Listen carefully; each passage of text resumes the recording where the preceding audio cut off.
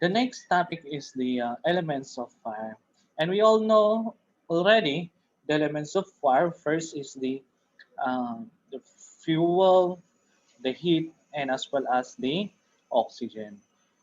So one of the elements of fire is the fuel. So what is fuel? Fuel is matter exists in three physical states: solid, liquid, and as well as gas. Solids melt to become liquids, and these may vaporize and become gases. It happens when there is a heat. It happens when matter exposed to heat and there is a transition as to its physical state. So solid molecules are closely packed together. Liquid molecules are closely packed together, and gas molecules are free to move. Okay, let's see the illustration here. It was discussed in the previous week. So all matters exist of one of the three states: solid, liquid, and gas or the vapor. So as we mentioned a while back, okay, that is considered a solid when molecules are packed together. This solid it's hard to produce vapor, even it is exposed to heat, but the vapor is not the same amount of vapor that a gas can produce when or a liquid when exposed to heat. So katulad naman ng papel, pag if they are compressed and you try to cut it off compared to a single piece of paper, mas madaling makat yung isang papel lamang. Pero yung makapal na nagkadikit-dikit na papel, mahirap siya. Kapag sunugin natin yon, 1 versus 20 pages. Yung nakakompress na 20 pages, try mo sunugin. Compare mo dun sa isang papel. Ang ma-consume kagad ay yung sa isang papel. See? Take a look on the difference that when a material is compressed and considered solid, there is difficulty to be consumed, thus it require more higher temperature. And the second element is the liquid. When molecules are packed closely, here is an example. Okay, so they are free to move. Okay, loosely packed together. So mas maraming vapor ang naipoproduce nito kaysa yung solid. Kasi um, nagkakaroon na ngayon yung parang space. So madali siyang madali siyang let's say for example sa papel, kapag they are not compressed each other, there's a possibility na medyo madaling mapunit. So there is more vapor than the solid one because there is a collision that may incur. Meron yung pagkakabanggaan konti.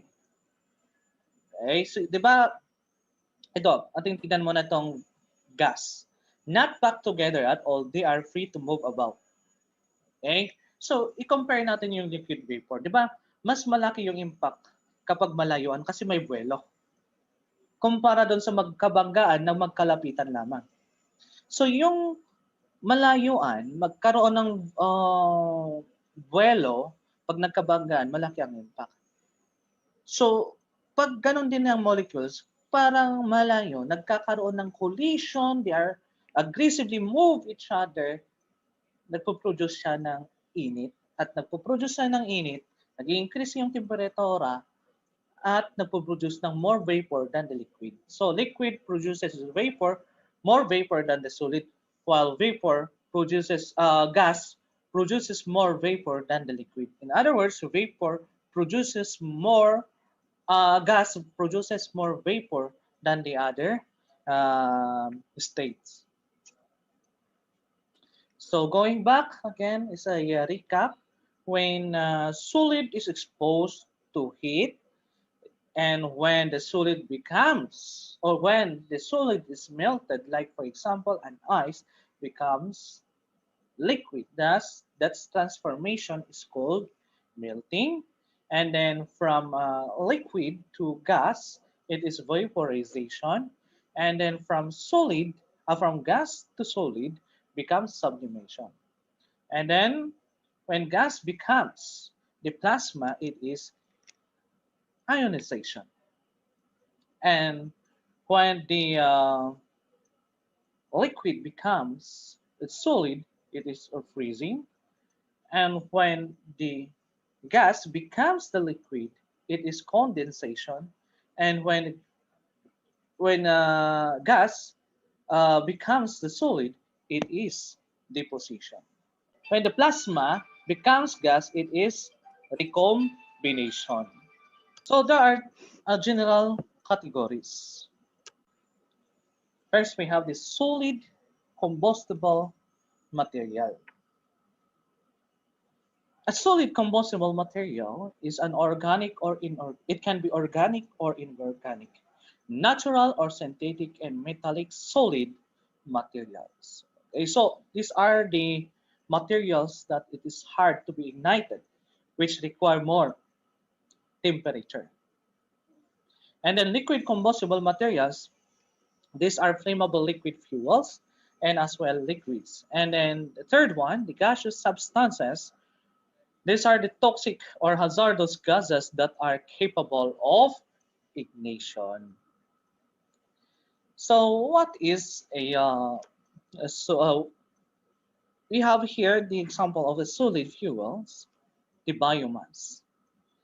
Name given to such replaceable organic matter such as wood, garbage and animal manure, and that can be used to produce energy.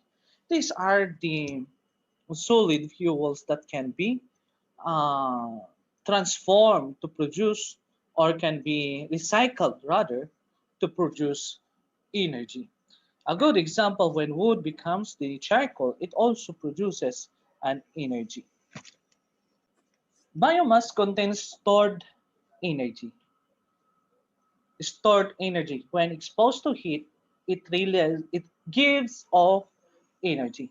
That's because plants absorb energy from the sun through the process of photosynthetic.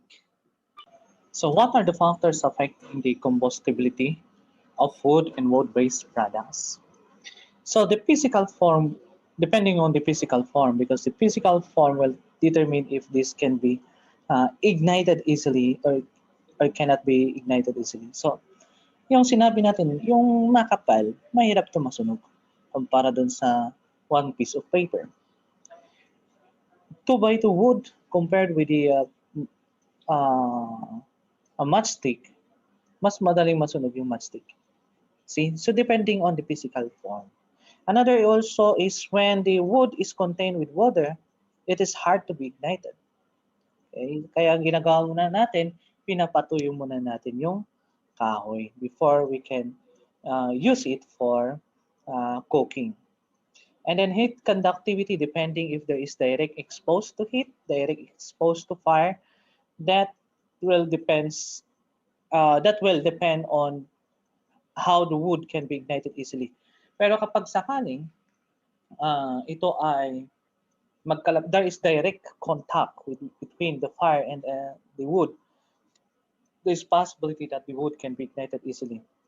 But if there is a distance where yet the wood can absorb heat, the problem is it will take time before it can be ignited. Not unless when it is directly contacted with the fire. And then rate and period of heating, how long. Kasi pag malapitan lang, pinainit mo, it will not ignite. Not unless exposed to fire, there is a possibility that it can be ignited. Then rate of combustion, depending on the how combustible is the or if it is uh, the is a, has a relation with the ignition temperature. So what are the variables affecting the burn rate depending on the temperature? When it reaches the maximum or the high temperature, it goes into a there will be a rapid oxidation. There are types of flammable solids. First, the pyrolyzable solid fuels include many of the ordinary accepted combustible, wood, paper, and so on. This exemplifies a gas-to-gas reaction. The vapors release mix with oxygen and air to produce a flame. The vapors released by their chemical decomposition support flaming combustion. There you go. It is a gas-to-gas reaction. Solid, when exposed to heat, produces vapor. So these pyrolyzable solid fuels, this is a gas-to-gas reaction. On the other hand, non-pyrolyzable solid fuels, which are difficult to ignite, because there is no more vapor that can be released. The glowing combustion that results is in an example of a gas to solid reaction. Yung pyrolyzable, yung wood, let's say for example, yung kahoy na meron sa inyo, let's say for example 2 by 2, hindi pa ito nasusunog. So when this is burned, it produces or it releases a vapor that gives a gas-to-gas reaction, because gas can also mix with oxygen to produce a flame. On the other hand, since this fuel is in a solid fuel is non-pyrolyzable, so there is no more vapor that is being released, no more fuel, but what this solid fuel can produce is heat and as well as light. So it is a gas to solid reaction. So the chemical decomposition dito, yung chemical decomposition does not occur because there are pyrolyzable elements present. So yung charcoal is a non-pyrolyzable because it can no longer release vapor. Non-pyrolyzable yung charcoal. Pero yung bago pa lang susunugin, it is pyrolyzable because it can produce fuel. Here is an example. The coal. It is a non-pyrolyzable solid fuel. It is used chiefly to produce electricity. Okay? Some coal is made into coke, a charcoal-like solid that is an essential raw material in the production of iron and steel. It is burned to create heat to turn water into steam. Lalo na nung during the ancient time. So there are 4 forms of coal. First is the lignite or brown coal. It is a soft sedimentary rock formed from naturally compressed peat. Lignite considered as the lowest rank of coal. Bakit? Bakit siya considered lowest rank? It is simply because it has a low heat content. It is 60 to 70% of heat content only. While sub-bituminous coal, whose properties range from those of lignite to those of bituminous coal and are used primarily fuel for steam, electric power generation. So ito, nakakarami na rin ng vapor. So let us find out first what is bituminous. Bituminous coal is most plentiful and important coal used by industry. It contains more carbon and produces more heat than the lignite or sub-bituminous coal. Yan. So mas mataas, kumbaga less ang lignite or brown coal, medyo mas mataas ang heat that can be produced by sub-bituminous coal. However, bituminous coal can more produce heat than those two, lignite and sub-bituminous coal. While anthracite, least plentiful and hardest coal. Napaka tibay yan. It contains more carbon and produces more heat than the other coal. So if I ask you a question, which among the coal that produces heat, it is anthracite. Anthracite. It is simply because mas maraming energy ang naipoproduce niya because this is hard to be or difficult to be ignited, and this will be burned slowly. Ang tagal niyang makonsume. Ang tagal niyang makonsume. Thus, it produces more energy. So, yan yung example ng charcoal. So, what is peat? Peat is partially decayed plant matter found in swamps called bogs, and is used as a fuel, chiefly in areas where coal and oil are scarce. It is peat is also known as turf. It is the first step in the formation of coal. Ito yung unang step na paggawa sa coal. Peat, partially decayed plant matter. Slowly becomes a lignite because they can be compressed. That can be compressed. It is cut and dried for use in gardening and as a fuel. So look at the example. These are partially decayed plant, and then these are compressed and later becomes lignite. So it can also be used for gardening, and it's also used for to produce fuel. So what is a fabric ignition? Or under the fabric ignition, sorry, we have the limiting oxygen index, the LOI. It is a numerical basis of measuring the tendency of fabric to continuously burn once source of ignition is removed. It is also, they do not continue burning after the source of heat or flame is removed. While the fire point, yan, even the source of ignition is removed, it can continuously burn as long as it absorbs fuel or until the fuel is consumed. But this time, once the source of ignition is removed, burning will stop when the source of heat or flame is removed. If the LOI or the limiting oxygen index is high, the probability that it will cease to burn once the flame is removed is also high. Fabrics with high LOI and high ignition temperature are safer for clothing and furnishing because they do not ignite easily.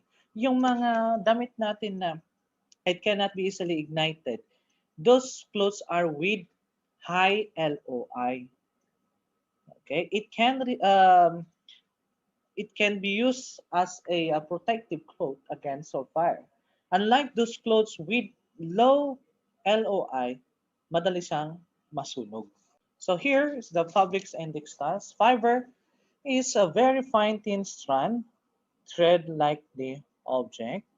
Then these are only fiber, mga isang string, for example. And then fabrics, these are twisted. When two strings are twisted, okay, and woven fibers, yan yung fabrics. While textiles, these are machine woven or knitted fabric.